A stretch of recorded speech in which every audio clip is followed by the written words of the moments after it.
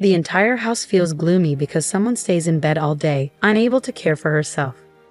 It's frustrating to watch her sleep away the hours, and I can't help but wonder how long this will continue. My mother-in-law and sister-in-law often criticize me, saying, "Drew, it doesn't matter if Tom is married or not. Your presence doesn't change anything since you don't contribute." My father-in-law echoes their sentiments, saying, "I'm Jane Brown, 32 years old, and I've been married for 5 years.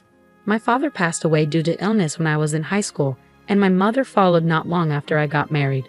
I have loved drawing since I was young and aspired to become a picture book artist. After finishing high school, I attended design school and began working as an illustrator at a small design firm. My husband worked for an advertising agency, and we met when he approached me to illustrate a character for a campaign. After 2 years of dating, we decided to get married. My sister-in-law also lived with my in-laws, and after we got married, we moved in with them.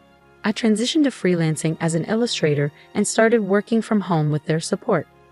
I aimed to be a supportive wife and dedicated myself to housework, which wasn't difficult since my mother-in-law didn't care for it and left the tasks up to me. She gave me the freedom to manage the home as I saw fit. My sister-in-law, on the other hand, showed little interest in household chores. She often went out for drinks and dinners with her friends and colleagues, so we rarely shared meals. Yet we coexisted peacefully. However, 3 years ago, my life took a dramatic turn when I fell down a flight of stairs at a train station and suffered serious injuries.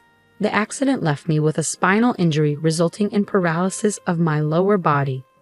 Initially, the shock was overwhelming, but as time has gone by, I've adapted to this new reality. My in-laws were attentive and supportive when the injury first occurred, but they likely didn't anticipate that I would never regain the ability to walk. As 3 years passed, significant changes occurred. My sister-in-law married and moved up 2 years ago, perhaps to the relief of my in-laws, who might have hoped for more peace. Yet, since then, their patience with my presence seems to have worn thin. I find myself nearly confined to bed now. Understanding the strain it would put on my parents, I knew relying solely on them wasn't feasible. The layout of my in-laws' old house doesn't accommodate a wheelchair, leaving me confined to my bed, unable to move without it. Thankfully, I had been working from home prior to the accident, a blessing as my upper body remains unaffected, allowing me to continue working. My care is now managed by a helper and a housekeeper who assist me daily. While if I lived alone, a helper could handle cleaning and laundry with family around, this isn't feasible. Though a helper can offer physical assistance, my husband's work commitments prevent him from providing the care I need. Despite my own good spirits, neither my mother-in-law nor my father-in-law, who recently retired, are able to provide the level of care required.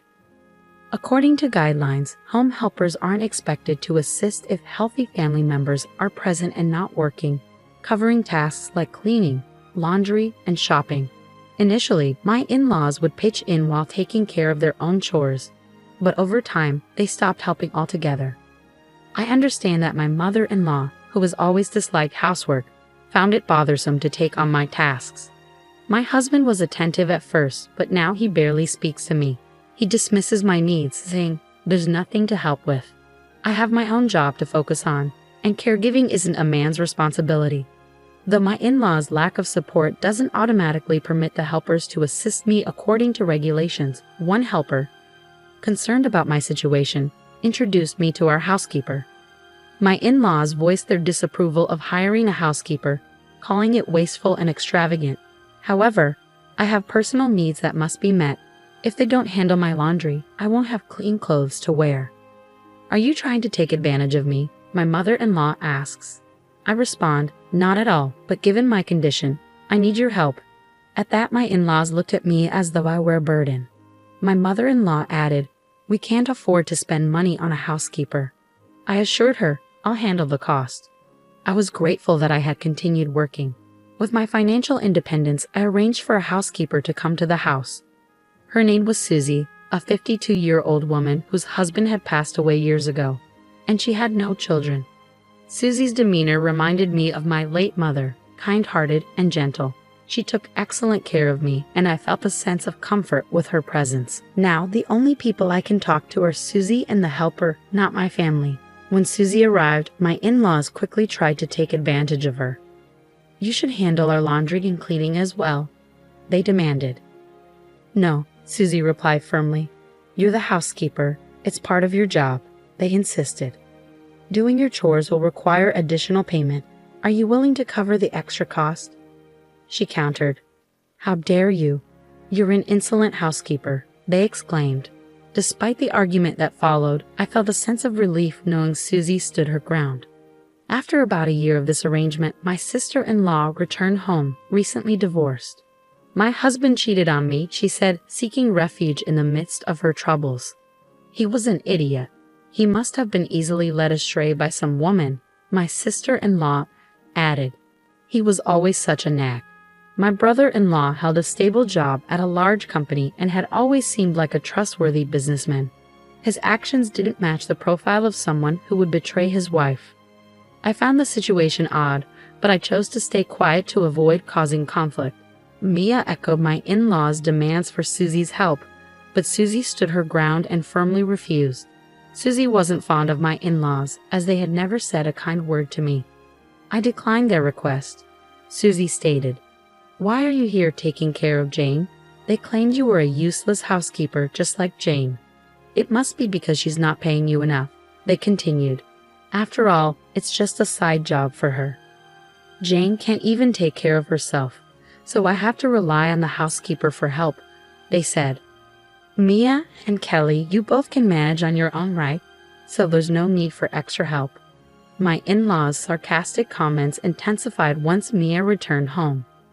A bedridden wife is just a burden. Now that Mia's back, you make our house feel crowded. We only need Mia here. You're doing well financially, spending your time in bed drawing your little sketches.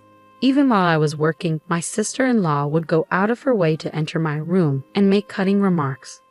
Frustrated with the constant sarcasm, I brought it up with my husband. Please ask your mother and Mia to be more mindful of their language. It hurts me, even if there's some truth to it, my husband replied. What do you mean some truth? All you do is lie in bed and can't handle the housework, I said. I'm not just lying in bed. I'm working. You're working from bed. It's not the same as having to commute to an office like me, he countered. I understand that, but I'm still trying my best to be productive, I responded. My family isn't pleased with you because you can't manage the house. They see you as unhelpful, he said. Do you really think so? Just try not to take things so personally. You'll struggle to survive if you let every little thing get to you. My husband showed little support or empathy. Though I understand the limitations of my body, his lack of concern for my well-being is disheartening. I long to walk and move as I once did, and I wish my husband could show some compassion and recognize how painful and difficult this is for me. Is it unreasonable to hope for some understanding? Despite trying to hold back my tears, they still fall. This accident changed my body, but I strive to stay hopeful and give my best. I refuse to lose hope. I remind myself that many others endure greater suffering. It's hard not having my parents around for support, but I take comfort in knowing they don't have to witness my struggles. Still, the realization that there's no one left in this house who stands by me. I feel increasingly despondent. I have no home to return to, and I wondered if there was a way I could leave this house with my husband. While I was mulling over my options, he blindsided me with his next words. For a fleeting moment, I thought he might be thinking about me, but his follow-up plunged me into despair. I agree with what they said, he remarked. What are you talking about? I asked, confused. Ultimately, they'd be better off if I had a younger, healthier wife. What? I couldn't believe what I was hearing. I want to have an heir, but with you, I just can't see it happening. It's impossible. It felt like a heavy blow to my head. The fact that my husband would speak to me like this made me realize I couldn't rely on him anymore. Though he continued to talk, I couldn't process anything beyond his desire to divorce me because he deemed me useless like a piece of trash. You might be paying for a housekeeper, but with your limited income, you'll have nothing left after settling that bill. You're just a burden on us. A leech clinging to our home, aren't you? Even helpers come with a cost. Leeches who spend money on helpers, get out. After enduring such hurtful words from both my husband and in-laws, I felt there was no reason to remain here any longer.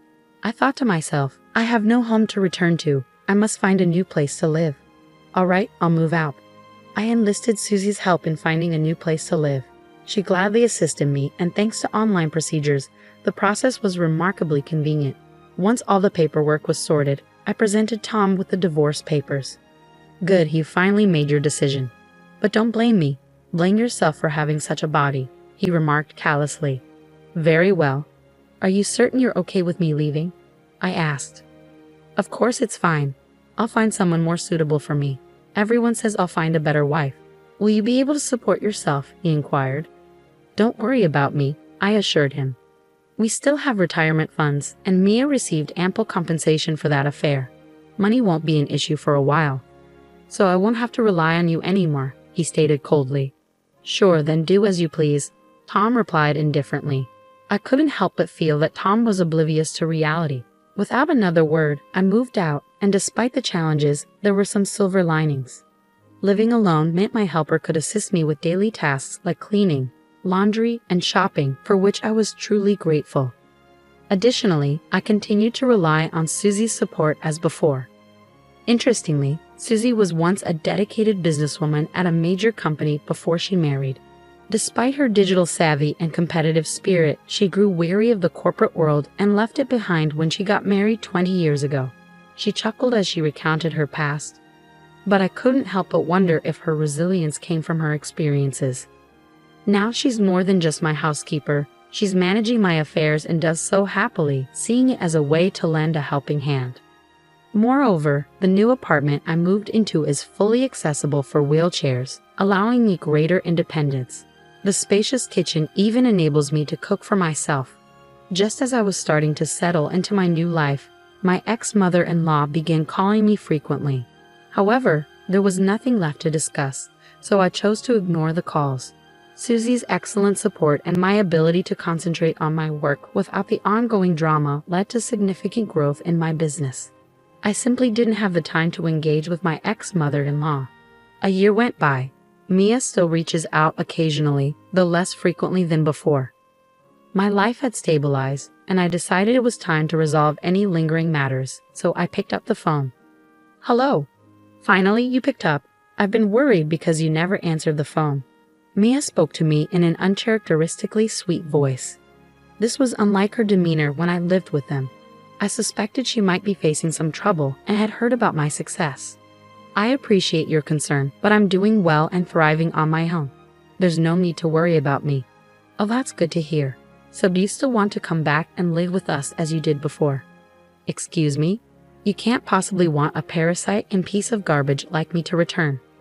"I've been reflecting on our past decisions. It wasn't right to leave you, someone with a physical disability, on your own. We'll provide the support you need so you won't have to worry anymore. Actually, I'm thriving on my own. My helper manages my daily tasks, including cleaning, laundry, and shopping. Susie now assists me with my work as well. I really have no concerns." "I heard you are earning more than Tom now. Is that true?" "Yes, that's accurate. At the time of our divorce, it seems he overlooked my growing income. I recall him mentioning you earn close to $15,000 monthly. My income initially covered their living expenses after the accident when Tom's company faced challenges and his salary was reduced. My earnings kept rising, so I offered financial support. He started with apologies, and we kept his salary cut from his parents to avoid causing them worry. However, after 3 years, he seemed to forget that I was the primary contributor to our household expenses. I considered setting aside his own income for the divorce, but I didn't bring it up. I also learned that Mia's divorce was not due to her husband cheating. It was actually her fault. He contacted me directly. He also revealed that Mia stole money from him. Mia claimed she received it as alimony, but he intends to retrieve the exact amount she took and charge her for compensation. I chose to proceed with my divorce before my in-laws could discover the truth. When I confronted Kelly about it, she was visibly shocked. Tom developed feelings for a hostess at a bar and ended up accumulating some debt. "Oh, so that's why he wanted the divorce. He hoped to siphon off your income." "He can forget about that. Besides, their connection was purely transactional. He was just a customer." "I know, were you aware?" "Yes, I knew everything." "Why didn't you tell me? Were you also aware that Tom's company was struggling?" "Yes." "How could you keep this from me when you knew all along?" According to Kelly, Mia ran off with her unfaithful boyfriend, but he abandoned her and left her with even more debts. Tom's company declared bankruptcy 6 months ago, and he's been job hunting since then. However, he can't find a position he deems suitable, leaving him unemployed. He's lost all self-esteem and has become a recluse. The children now living with us depleted Dad's retirement savings and we're now burdened with substantial debt. Is that so? So, if you come back, everything will be okay. I don't understand how they can say that everything will be okay after how they pushed me out of their lives. The audacity to think I would return. I wondered how so much could change in a year, much faster than I expected. Tom likely never imagined his company would actually go bankrupt, but his lack of foresight led to this outcome. Kelly tearfully confessed that if she had known what would happen, she would have prevented our divorce. But now it's far too late for that. All she seems to care about is money and herself. Mia, meanwhile, has no motivation to work and has become a couch potato, gaining weight in the process. Well, Tom sold the house to pay off the kids' debts. The property was old and not valuable, and the cost of clearing the land was deducted from the sale. The location was also undesirable, so they didn't receive much money for it. Now the 4 adults are crammed into a small one-room apartment, struggling to make ends meet. Kelly sobbed on the phone, saying they were forced to work long hours at part-time jobs and were completely worn out. This is all your fault for not answering my calls. If I had reached you before we sold the house. What exactly are you trying to say? If you had known we were selling the house, you would have assisted us, right? After all, you lived there too, so you must have some sentimental attachment to it, correct? Absolutely not. What? I couldn't believe how self-centered she was. I was relieved I didn't answer the phone. Even if I had, I wouldn't have gone along with such a selfish request. So both Tom and Mia are depending on you, along with Mother and Kelly. Please come back. You're the only one we can rely on. Sorry, but I'm not your family. Don't depend on me. Don't say that. We're sorry for everything. I apologize. I can't believe she's saying this. I felt the headache coming on. It was time to give them an ultimatum and bring this to an end. The reason I picked up your call today is because I have something important to tell you. What is it? I'm planning to sue all of you. What? Why should we be held responsible? Tom didn't cheat on you, and he wasn't involved with the hostess bar girl. It's not about infidelity. It's about the mental anguish caused by the verbal abuse I endured from all of you. What? I informed her that I had recorded and documented all the abusive language they had directed at me. When I mentioned the evidence I possessed, she became visibly agitated and abruptly ended the call. Perhaps she realized that continuing the conversation could lead to greater consequences. It was interesting to observe her reaction. When my lawyer issued a formal request for compensation, Kelly carefully tried to negotiate a settlement, citing their current hardships. However, I stood my ground and refused to accept any offer that did not hold them accountable.